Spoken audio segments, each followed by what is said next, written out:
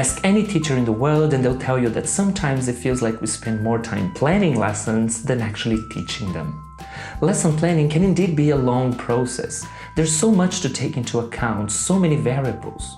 But how can we optimize that process so we can, I don't know, have a life? I'm Rubens Heredia, one of your Pavilion ELT vloggers, and in this video I want to share with you 5 tips to reduce lesson preparation time. So come with me.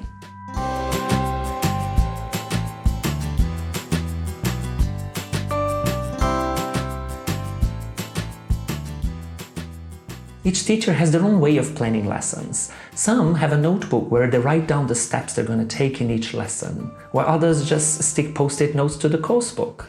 There's not one right way of planning lessons, and that's why experience is usually the best way to develop the strategies that work for us. We need to juggle the syllabus, the lesson names, the student's profile and interest, the types of activities, the grammar, the vocabulary, all ensuring that everything is interesting. It's quite a lot, isn't it? So let's cut to the chase. Tip number 1, make the best use of the course book. Course books are a precious resource for teachers. I'm sure we can all agree that the organization of tasks and activities that the course book provides does help us reduce lesson preparation time. However, blindly following a textbook may not be the best idea, as teaching can become mechanical and the lessons irrelevant to learners. According to Kathleen Graves, there are 2 facets to understanding how to use a textbook. The first is the textbook itself, getting inside it, so you can understand how it is constructed and why. The second is everything other than the textbook, the context, the students, and you, the teacher. But in order to get inside the coursebook and prepare more effective lessons, you need to understand the coursebook rationale, how each unit of work is structured, how activities are sequenced, and what the objectives of each of the activities are. In the latest edition of ET Professional, Jason Anderson shares 4 skills he considers important for activity planning. Evaluating and rejecting individual activities based on the aims, usefulness, and interest level, sequencing a set of activities for a lesson unit, adapting and replacing activities with alternatives, and assessing activities after the lesson. I know it may seem that this analysis and reflection on the activities may add preparation time rather than save it. However, try to look at it as an investment. The time you invest understanding the coursebook and its activities now can help you save preparation time in the long run.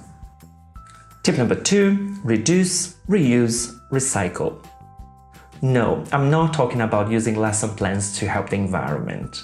But the 3 R's that can help us reduce our ecological footprint can also help us plan lessons in a more time-effective manner. Reduce. Avoid designing more than one activity with the same aim in the same lesson. Use low preparation activities for fast finishers instead of designing a whole new one. Reuse. Use lesson plans and activities with different groups with similar profile. Exchange activities with colleagues and online communities. And recycle. Use the same materials but with a different focus, like skills work or language work, and use text and videos with different levels grading the tasks. I'm sure you, like me, have spent hours and hours on the internet trying to find activities and text to use. But a lot of the materials we create end up getting lost and forgotten after being used only once. Having a system to name and store your files can help you find them quicker later on. You can use the cloud service to create folders where you can store everything you create according to activity aim, level, activity type, and topic.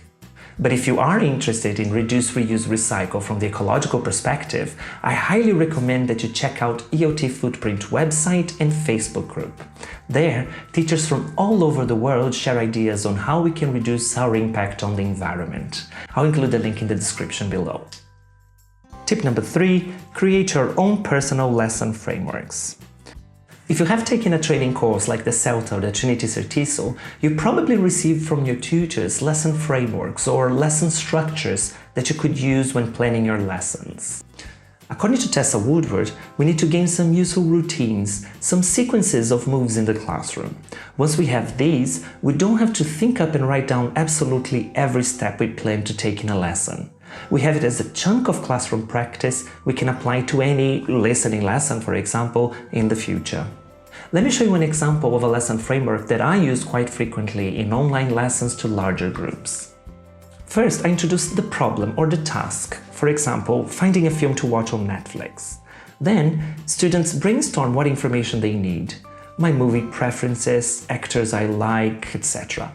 Then, they search the web for the information in small groups, and in the same group, they choose the best option.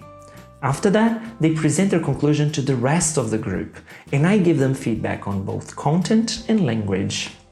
There are two things I really like about this framework. The first one is I don't have to find any materials. After all, students are going to do some research and find them. And second, I can easily adapt it to any other topic depending on the student's interest. For example, instead of the task being finding a film to watch on Netflix, it could be finding accommodation for a trip to Moscow, finding a recipe for a dinner party, finding a mystery book to read. Having these lesson frameworks in our minds allows us to prepare lessons in no time, and the wider your repertoire, the more adaptable and prepared you'll be to cover for that teacher that got sick in the last minute. Tip number 4, reach out to the teaching community.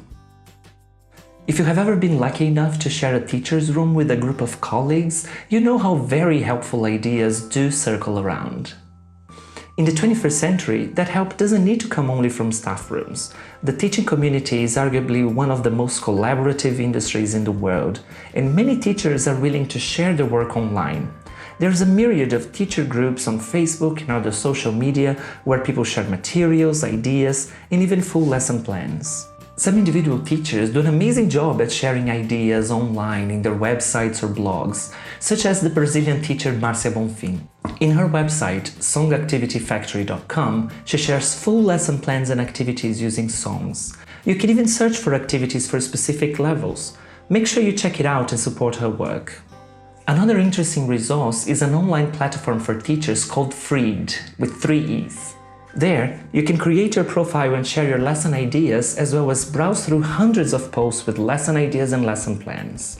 You can also search according to level, area, and resource type. Not everything you find online is going to be a perfect match for your individual groups of students. However, with a few tweaks and adaptations, they can go a long way into helping you bring diversity of tasks into your lessons. Tip number 5, let students create the tasks or select the texts. I know that asking students to select the text or design the activities may seem strange, but it doesn't have to. Not only can they help you reduce preparation time, but it can also end up being more motivating to students. When we ask our students to explain vocabulary and grammar to each other or design exercises for their peers to do, we are helping them consolidate what they have learned even more. In an interesting article for Modern English Teacher, Alison Crooks describes her experience with learner-generated tasks in exam lessons, and she shares some valuable insight on level of challenge and learner autonomy. I'll include a link in the description below. Of course, asking students to design the activities in the lesson may reduce lesson preparation time, but it will increase the amount of time needed for each of the activities and also will require more effective monitoring, so make sure you take that into consideration. I hope these tips are useful to you and help you reduce lesson preparation time while delivering engaging lessons. Let me know how it goes. You can share your experience and ideas in the comments below or contact me on any social media at Rubens ELT. Keep experimenting and keep teaching.